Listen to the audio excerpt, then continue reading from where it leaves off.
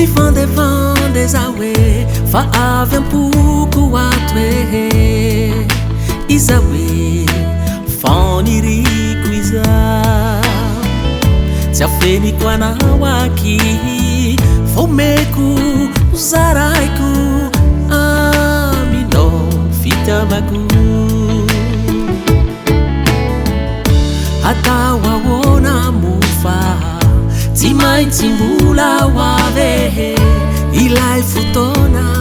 ray androany atao ahoana mofa tsy maintsy mbola hoave vianao safidy eto antany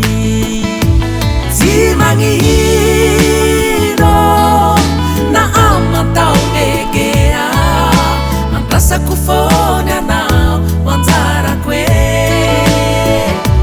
tsy magnino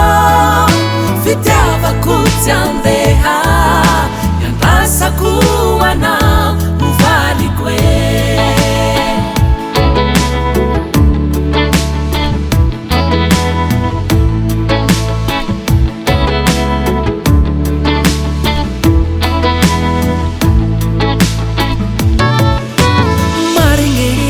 tsy fandevandeza hoe mijaly avao ty saiko e ome hoe reponsy marigny tsy afeniko anao aky marary e mitady e fitiavagny avy aminao atao ahoana mofa tsy maintsy mbola hoave ilay fotoana ray androany atao ahoana mofa tsy maintsy mbola hoave vianao safidy eto antany tsy magnino na amatao egea